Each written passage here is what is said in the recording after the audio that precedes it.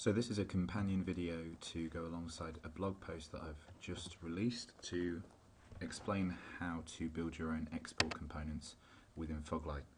So the blog post kind of explains export components are designed to give you a quick and easy way to export alarms, data or anything else that's being monitored by Foglight to maybe third-party systems, help desk tools, or even kind of BI analytics sort of tools as well, crystal reports being kind of a key one. So what I'm going to do in this video is just quickly run through everything we do in the tutorial, and I'll kind of read it out loud. So you start off by going down to configuration at the bottom and then jumping into definitions, which takes you to the WCF editor. Now if you haven't seen this before, this is the place where the Foglight developers actually build all of the dashboards and views and everything else that you can use within Foglight. There's a lot of tutorials built into Fog that you can get to go and see and learn how to do this. Hopefully I'll be able to cover off kind of the basics in this session so you'll be able to do this, and it might pique your interest to take a look at everything else. So just to kind of orient you around here, top left you've got all of the different modules that the dashboards live within, and you'll notice that they actually match up with what you see in your left hand menu. So these are kind of the menu items that you get. For each module they'll have content, so you can think of these as folders, and that content is down at the bottom here. So here's the views that I've already got, and you can see there's my completed export component that I've already built. When I click on one of these, it opens up on the right hand side, and that's where I get to actually edit, change and do things with my component as well. Now it's automatically selected my definitions for me, which is, everybody gets one of these. It's your default area for building your own dashboards and views, and it will show up as my definitions in the menu. If I just show you that. Right at the top here, everybody gets a My Dashboards area, and that's where yours exists. Now you could create your own module as well for this, just for simplicity's sake. I'll build it within there. And then what you need to do is down in this bottom section, you pick the thing you want to build. We're going to add just a quick view, so I click on the plus sign, and then it gives me this wizard to go and add some views. So from here you can add anything within Foglight, so a standard grid layout. I might want to go and do a plot chart. You notice each one gives you kind of a visual idea of what it is that you're going to build. So like I say, you can build anything that happens within Fog from here. I'm going to jump into others, and I'm going to choose an export component, which looks a lot like this, and click on OK. That will take me through to the main view on the right hand side. I'll give my view a quick name. I'm going to call this all alarms export, and I'm going to call it 2 because I've already got the real one down here. Then I'm going to give this the purpose of dashboard, just so that it'll appear in my left hand menu, but you don't have to do that for this to work. And I can click on apply. And then I jump into this context section. Now, I sort of explain this in the blog, but context is really giving your view the data that it needs to populate itself. So imagine a view is a template, and then you're going to provide it specific data to go and take a look at that.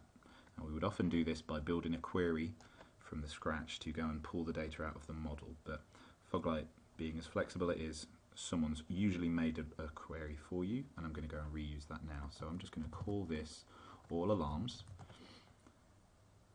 I can ignore all of this stuff over here and jump into the value section, and I'm going to set this to a binding, and I'm going to bind it to the query, which basically means whenever anybody calls all alarms, it's going to run this query.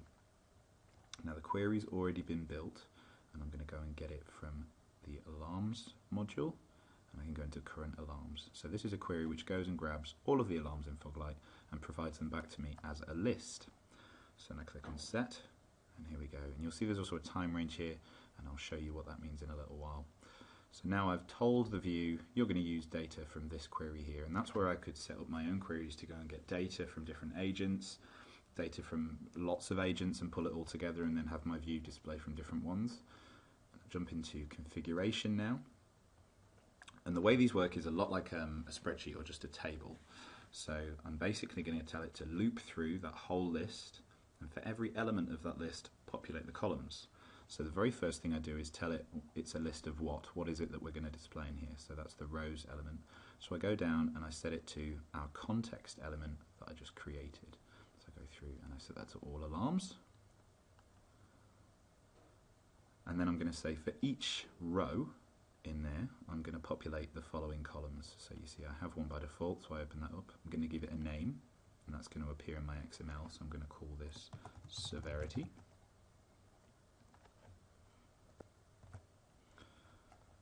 I go and give it a value, so I pop into this column here. I can jump back into context. The input key I'm going to set, you'll see here, there's my all alarms. That's the context that I set. But what it does for me is says, do you want the current alarm that we're working with right now in the loop? So if you've done any development work, think of this as a loop. I can go say current alarm, and then I say what data do you want from that alarm, and that's what this path bit does for me. So you'll see here, here's all of the bits of information I can get from the alarm object. I've said I want severity, so I just jump down and I can just click on severity there, and it'll be smart enough to kind of do the rest for me. So I can click on set. And then you just repeat that process for as many kind of things as you would like. I'll do a really quick one here where I just go and pick message. So this table will just show severity and message. If I set that to context, again I go to my current row, go and get the data from the current row, which would be message, and then I can click on set. So I can continue doing this down for all of the information, and you'll see in the example on the blog, I think I had 6 or 7 different columns within here, and I'll open that in a second, but I can continue doing that down. And all it's saying, just to cover that again, is saying from this list of alarms, loop through them one by one, and for each one, show us the severity and then the message. Then the final thing I want to do is underneath the title, I'm going to go and give it a name, so I'll set that to string, and I'll call that all alarms data, and I can click set on that. The final thing to do is hit save, and then what we can do to go and take a look at what the data would look like out of that is go and test it.